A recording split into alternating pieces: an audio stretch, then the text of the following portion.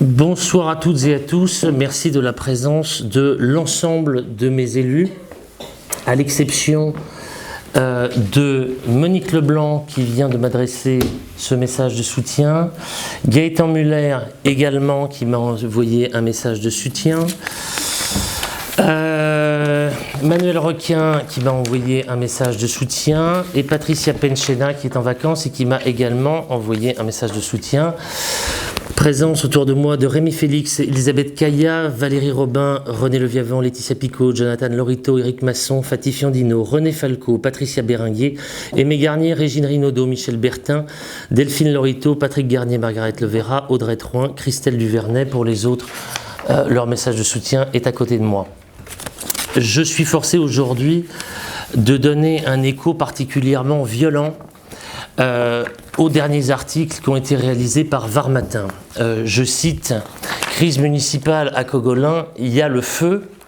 Marc-Étienne Lansade, un maire en sursis. Donc le sursis, c'est donc une condamnation parce que j'imagine que les procureurs généraux ont décidé de mettre, je ne sais pas, un terme à je ne sais quoi, en essayant de faire croire que notre majorité serait sur le point de s'écrouler et que si nous avions 2 démissions en notre sein, ça serait la fin et de nouvelles élections.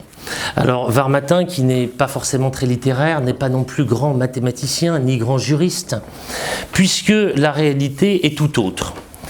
Il faudrait qu'il y ait 27 démissions pour qu'un scénario catastrophe tant attendu par une presse militante puisse arriver. Nous avons eu pour le moment, en tout et pour tout, 7 démissions dans le groupe de M. Dallary, ex-groupe de M. Sénéquier. 8 démissions chez nous que j'expliquerai en temps et en heure, qui sont pour la plupart des gens qui ont quitté physiquement notre ville et, ou pour des raisons personnelles, et encore une fois, à aucun moment de désaveu. Il y a seules 2 personnes qui ont été exclues de notre groupe, comme vous le savez, décision collective que nous avons prise pour des raisons sur lesquelles je reviendrai. Pour qu'une élection ait lieu, il faut qu'un tiers de son conseil municipal fasse défaut. Sur un conseil municipal de 33, ça signifierait 11 carences, donc 22 élus. Si nous avions plus de 2 démissions en notre sein, il faudrait que 2 exclus démissionnent, plus l'ensemble du groupe de M. Dallary démissionne. Les 8 de l'opposition, 6 plus 2.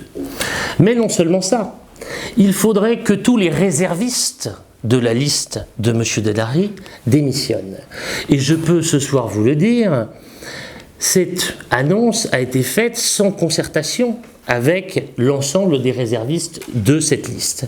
Ce qui signifie bien évidemment que cette opération, qui serait une sorte de putsch totalement antidémocratique, sur lequel le Conseil d'État a dû se prononcer en 1990, puisqu'il a statué en expliquant que quand une démission était collective pour échapper à une décision de justice, cette démission était nulle et que le conseil municipal était toujours constitué de ceux qui n'avaient pas démissionné.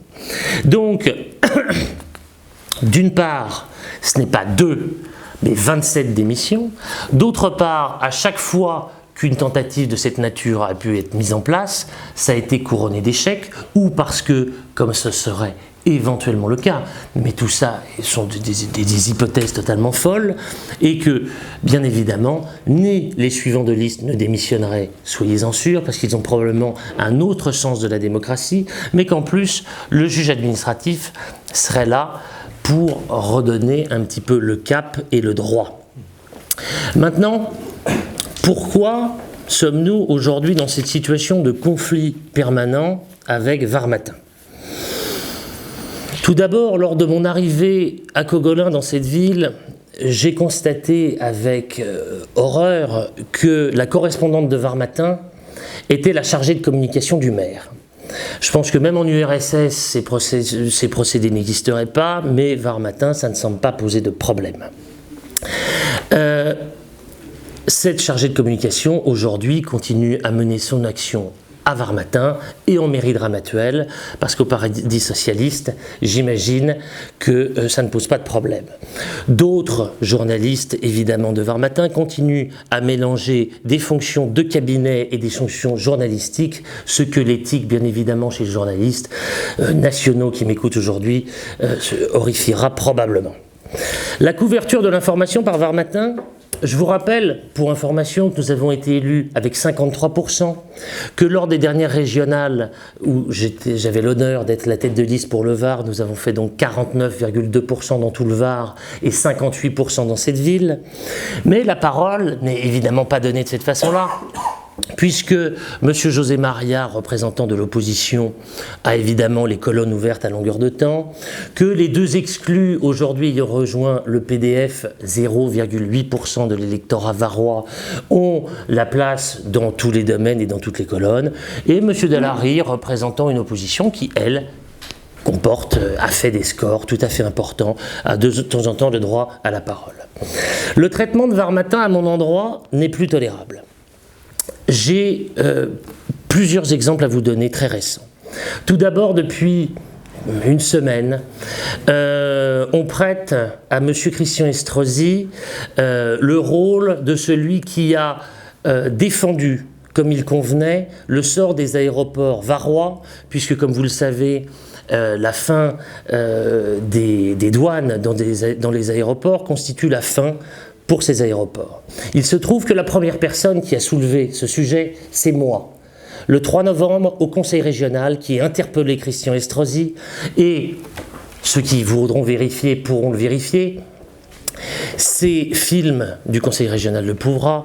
M. Estrosi ignorait le sujet, trop occupé probablement à s'occuper de la campagne de Nicolas Sarkozy pour les primaires. Donc aujourd'hui, tout ce que l'on rapporte à M. Estrosi est une information qui vient de moi. J'en ai informé Var Matin qui, bien évidemment, a tué cette information. J'ai eu une propagande contre moi concernant la demeure Cellier. Des pages et des pages contre moi. Il s'avère qu'à la fin, on s'est aperçu que le donateur partageait mon sens du projet et évidemment, ça a donné lieu à une demi-page, mais évidemment le traitement de l'information est différent. Aujourd'hui, on vous explique que la fontaine de la place Victor Hugo, désolé d'embêter ceux qui ne sont pas concernés par Cogolin, mais je m'intéresse essentiellement à ma ville, la fontaine Victor Hugo aurait disparu. Var Matin a déjà publié 2 articles avec les plans de cette rénovation. Et nous avions indiqué que, bien évidemment, la fontaine qui posait un problème serait remplacée par un lavoir sur le côté. Donc maintenant, tout ça fait un problème pas croyable. On me reproche également, sorti de son contexte, d'avoir pris le micro à M. Pascal Cordet lors d'un conseil municipal. J'ai rediffusé sur Internet la réalité de cette scène. Et j'ai repris le micro à M. Cordet au bout de 3 minutes d'un babil incessant. Et je n'ai fait qu'appliquer le règlement normal d'un conseil municipal qui n'est pas une tribune politique. Je sais que M. Cordet et les 0,8% qu'il représente sont friands de caméras, mais en ce qui me concerne, je continue à mener cette ville avec vous tous, et merci. Et certainement pas pour faire de la politique spectacle ridicule. Var Matin était présent à ce conseil municipal et ne s'est pas ému outre mesure du fait que je retire le micro à Pascal Cordet parce qu'il avait été témoin de cette scène et comprenait parfaitement que c'était justifié. Mais quand, sorti de son contexte, cette vidéo a fait le buzz, haro sur le baudet, et tout d'un coup c'était devenu quelque chose d'épouvantable. Ne rétablissons surtout pas la vérité et continuons de jouer un rôle de procureur. Les dates des journaux de Var Matin, alors sauf la date qui est là, sont généralement fausses. Il se trouve que par un hasard absolument malheureux, quand se fait une réunion publique pour annoncer une réunion sur les voisins vigilants, on l'annonce le lendemain